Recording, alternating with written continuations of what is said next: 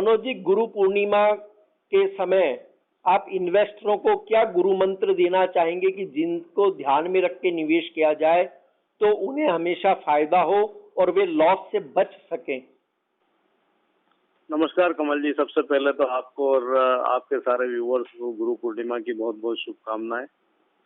बिल्कुल आपने सही कहा कि जिस तरह की अनिश्चितताओं का वातावरण पूरे कमोडिटी मार्केट में पिछले कुछ समय से बना हुआ है और काफी ज्यादा उठापटक जो है मार्केट में देखने को मिली है, जिस तरह से कोरोना वायरस को लेकर के ग्लोबल मार्केट में अनिश्चितताओं का दौर चला और उसके बाद से ही उठापटक मार्केट में जारी है। तो यहाँ पे कुछ ऐसी सावधानियां हैं जो निवेशकों को, ट्रेडर्स को ध्यान में रखना चाहिए इस मार्केट में ट्रेड करने के लिए।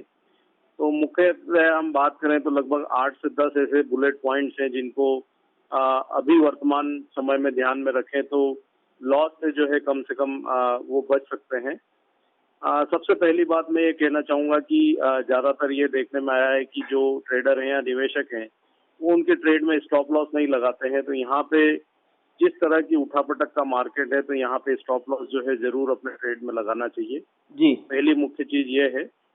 दूसरा ये है कि जो भी पोर्टफोलियो ट्रेडर या निवेशक बनाते हैं तो उसमें ये जरूरी नहीं है कि सारी कमोडिटीज जो है उनको हमेशा फायदा ही देगी। हो सकता है उसमें से कुछ कमोडिटीज नुकसान देगी लेकिन कुछ में बेहतर फायदा मिलेगा। तो अगर आपने कॉम्बिनेशन ऑफ पोर्टफोलियो है और उसमें अगर किसी कमोडिटी में नुकसान हो रहा है लेकिन ओवरऑल पोर्टफोलियो में रिटर्न पॉजिटिव है तो वहां पे मुनाफा वसूली की रणनीति रखना चाहिए। दूसरी मुख्य चीज ये ध्यान में रखना चाहिए।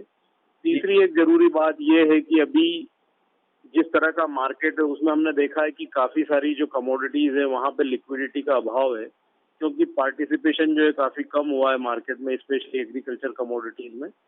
तो इलिक्विड अगर कोई काउंटर्स हैं तो वहां पे व्यापार करने से बचना चाहिए, क्योंकि वहां पे नुकसान होने की संभावनाएं बढ़ जाती है। तो जो काउंटर लिक्विड है वहीं पे ट्रेड करने की रणनीति रखना चाहिए। चौथी मुख्य चीज ये है कि नॉर्मली ये देखा गया है कि लोगों की ये धारणा रहती है कि कोई चीज ज्यादा बढ़ रही है तो उसमें वो बिकवाली कर देते हैं, कोई घट रही है तो निचले स्तरों पर खरीदारी कर लेते हैं। इन चीजों से बचना चाहिए, क्योंकि नॉर्मली कमोडिटी मार्केट में देखा गया है कि ये ट्रेंड फॉलोइंग जो है मार्केट है और जब किसी चीज का ट्रेंड फॉर्म होता है तो वो लंबे समय तक ट्रेंड उसमें बना रहता है। तो यहाँ ट्रेंड को फॉलो करना चाहिए, अगेंस्ट द ट्रेंड कोई ट्रेड ना करें जी।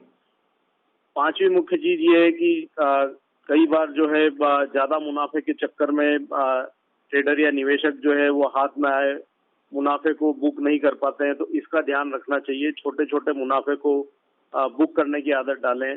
जनरली हम देखते हैं अगर साल में 240 जो है कार्य दिवस होते हैं और अगर 1% भी मुनाफा एक दिन में कमाया जाए तो पूरे साल में 240% आपका मुनाफा हो जाता है। तो छोटे मुनाफे को भी बुक करने की आदत यहाँ पे डालना चाहिए।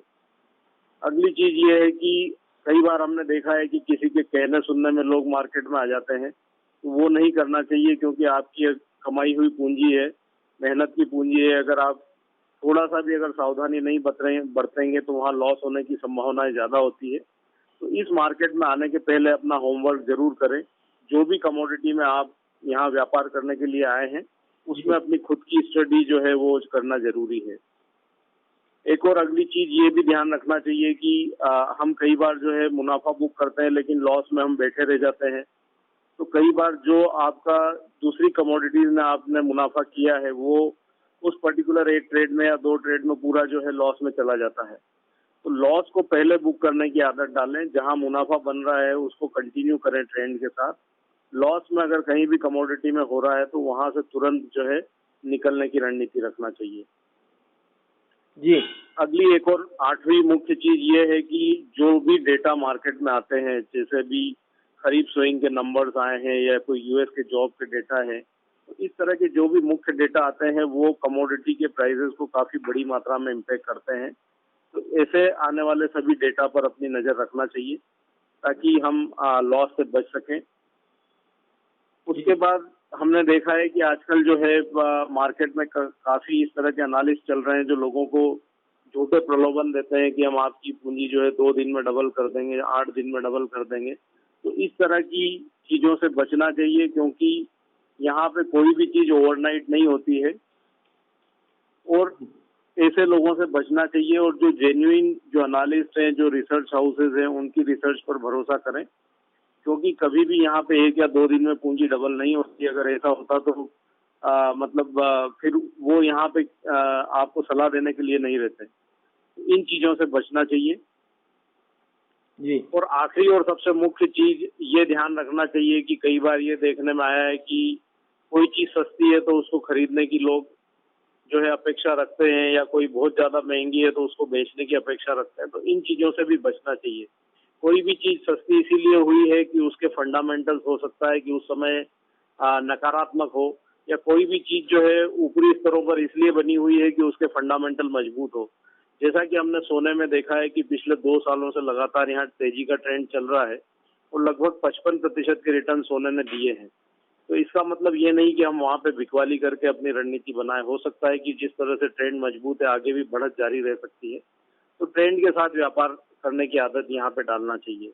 इन 10 मुख्य चीजों को अगर यहाँ पे ध्यान में रखा जाएगा तो ट्रेड करने में बेहतरी होगी, और लॉस से जो है ट्रेडर या निवेशक जो है बच सकते हैं या उसको कम कर सकते हैं।